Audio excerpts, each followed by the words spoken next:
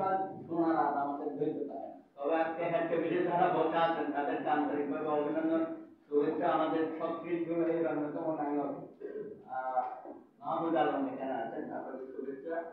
আমার অত্যন্ত ঘনিষ্ঠজন, আমার আমাদের দীর্ঘদিনের একটা বন্ধুত্ব আছে পারিবারিকভাবে। আর অধ্যাপক ডক্টর এসএম শামীম রেজা, আপনাদেরকে অনেক অনেক শুভেচ্ছা যে আপনারা শেষ পর্যন্ত হেড টেবিল থেকে আপনারা নড়েন। তো যাই হোক, এই জন্য আপনারা আমাদেরকে আলোকিত করেছেন, সম্মানিত করেছেন। আজকে যে বিষয়টা নিয়ে আলাপ হচ্ছে, প্রথমে বলি পঞ্জাব ও কোর্ট উচ্চ আদালত থেকে যেভাবে আপনাদের উপর হয়রানি করা হয়, রোল জারি করা হয় এবং ফিজিক্যালি উপস্থিত করতে বলে, এগুলো মানে অসহনীয়। বিভিন্ন সরকারের আমলে এইসব ঘটেছে, আপনারা জানেন।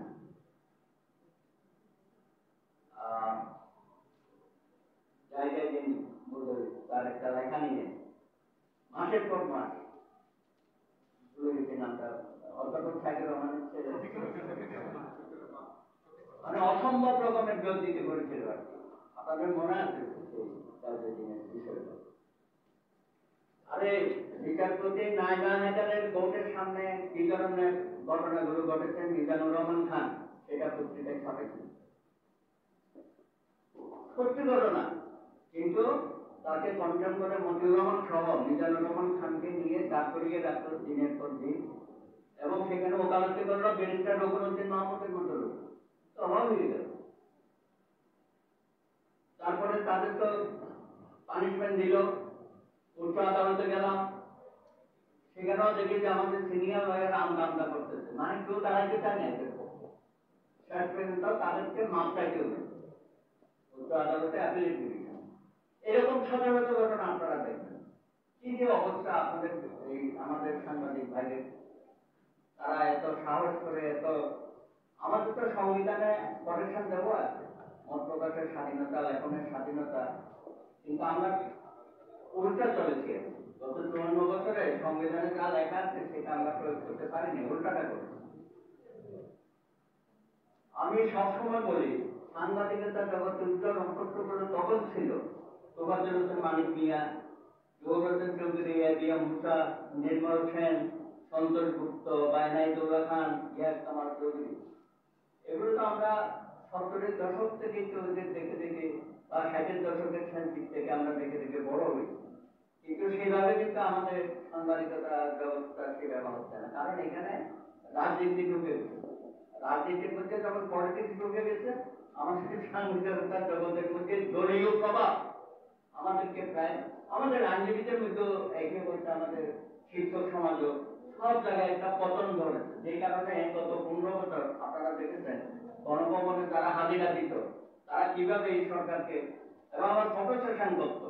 অদ্ভুত অবস্থা, এমনি তো অন্যায় অবিচার গুলো করতেছে, একটা ফেসিস্টের সহযোগে হয়েছে। আবার দেখি খুব হাসি মুখের ছবি তুলে সেটা আবার মিডিয়াতে ফার্স্ট পেজে দেওয়া। আরে সেদিন দেখলাম মাসুদা বাগচির সাথে মইনুল হোসেন, ব্যারিস্টার মইনুল হোসেন একটা টক শোতে ধোকা হইল, কথাবার্তা হইতে পারে, এবং মইনুল হোসেন দুঃখ প্রকাশ করেছে তার উত্তেজনার জন্য। সেই মাসুদা বাগচির পক্ষে শেখ হাসিনা সহ নারী সাংবাদিক ফোরামের সবাই ঝাঁপিয়ে পড়ল, এবং শেখ হাসিনার নির্দেশে প্রায় 10-12টা জেলায় তার মামলা হয়ে গেল, তাকে কারারুদ্ধ করা হলো। এবং যখন হাজিরা দিতে গেছে পুলিশ প্রোটেকশনে যুবলীগ, ছাত্রলীগ, আওয়ামী লীগ তাকে হামলা করলো, তার উপর রক্তাক্ত করলো। সেদিন কিন্তু আমাদের এই সাংবাদিকতা জগতে আমাদের এডিটর কাউন্সিল আছে আপনাদের, বা মিডিয়া হাউস ওনারশিপ, কত ধরনের অ্যাসোসিয়েশন দেখেছি, কেউ কিন্তু তাদের পক্ষে দাঁড়ানো নেই।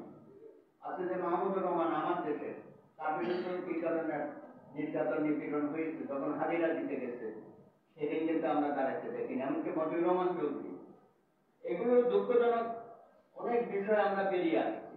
মাহমুদ আলমের বিরুদ্ধে প্রায় 100 মামলা হয়ে গেল, তা জানেন। কিন্তু আমাদের সাংবাদিকতা বিএনপি ডিইউতে যারা যারা ছিলেন তারা সেভাবে দাঁড়ান নাই। আমি জানি না ভবিষ্যতে আমাদের কি এখান থেকে বেরোতে পারবো কিনা। আপনারা যেটা বলছেন না যে সরকার পরিবর্তন হলে আবার সবকিছুর কারণ যেন ঢেলে সাজানো হয়। মিডিয়া হাউসগুলো কিভাবে দখল হয়ে গেল, পত্রিকার এডিটররা চেঞ্জ হয়ে গেল। হ্যাঁ, সেদিনও শুনেছি জনগণনা নাকি প্রায় দখল হয়ে যাচ্ছিল, কি একটা মিনিমাইজ হয়ে গেছে সময়। এগুলো তো মাহবুব আপনার তো জানার কথা এগুলো, কিন্তু এখান থেকে আমরা বেরবো কেন? আমি তো সেটা কোনো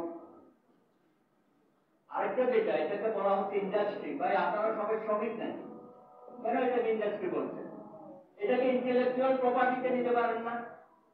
মিডিয়া হাউসে যারা কাজ করেন, আমার প্রস্তাব হবে আপনাদেরকে ইন্টেলেকচুয়াল প্রপার্টির মর্যাদা দেওয়া হোক। আপনারা কেন লেবার কোর্টে যাবেন? অত্যন্ত দুঃখজনক কথা। Labour court, appellate court, high court, supreme court, আর ভাই মালিকদের তো লক্ষ কোটি টাকা আছে, তারা তো এইসব আইনি লড়াই করতে পারে। আমার সাংবাদিক বন্ধুরা অল্প বেতনে চাকরি করে, তারা সুপ্রিম কোর্ট পর্যন্ত কখন যাবে? যুগের পর যুগ তাদেরকে অপেক্ষা করতে হয়, ন্যায্য পাওনা তারা পায় না। বিভিন্ন মিডিয়া হাউস তাদের টাকাগুলো আটকে রেখেছে, তাদেরকে যে বরখাস্ত করে ঠিক মতো বেনিফিট পর্যন্ত দেন না, আপনাদের অ্যাপয়েন্টমেন্ট লেটার থাকে না। তো মিডিয়া হাউসগুলো আপনাদের সাথে এই ধরনের বিবাদস্বরূপ আচরণ করে কেন? সাংবাদিকদের চাকরি দিতে আপনি নিশ্চয়ই এগুলো বলেছেন আপনার ইয়েতে। আমাদের কোনো চাকরির গ্যারান্টি দেখি নেই এখানে, চুক্তিভিত্তিক চাকরিজীবীর মতো হয়ে গেছে। তো যাই হোক, আজকে আর কথা বাড়াবো না। আমি আশা করবো এই যে সর্বশেষে যে প্রথম আলোর সামনে গরু জবাই করা হলো, ভাই মাহমুদ আপনি এটা উত্তর দেন, এটা কেন আপনি কোনো ব্যবস্থা নেন নাই?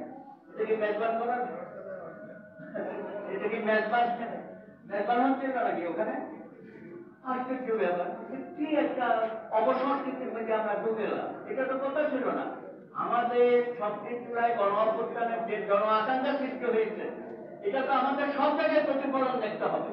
এবং মিডিয়া হাউসের তো আরো বেশি, আমরা ৩টা অঙ্গ বলি, বিচার বিভাগ, আইন বিভাগ বা নির্বাহী বিভাগ, এর সাথে মিডিয়া বিভাগকে যুক্ত রাখতে হবে। তাদের স্বাধীনতা এবং স্বাতন্ত্র্য, ইন্ডিপেন্ডেন্ট মিডিয়া ৫৪ বছর ধরে আমরা লড়াই সংগ্রাম করতেছি, তার পক্ষে কথা বলতেছি। শেখ হাসিনা যখন বিরোধী দলে থাকে বলে না, আমি ৬০ গোলামে একদিনের বেশি থাকবো না, আমার নিউজ ৫ মিনিটের বেশি দেখাবে না। পরে যখন উনি ক্ষমতায় আসলো, ঘন্টার পর ঘন্টা উনার সমস্ত পরিষদ আমরা দেখতাম তার মিডিয়া আর কারো কোনো জায়গা হতো না, এবং তারা সেগুলো হুকুম জারি করতে হবে, সেখানে দেখাতে হবে, এবং বিরোধী দলের নিউজ যাতে না যায় সেই ব্যবস্থাও তারা করে গেছে। গত ১৫ বছরে এগুলো দেখেছি। আজকে আমরা ফ্রি মিডিয়ার মধ্যে আছি।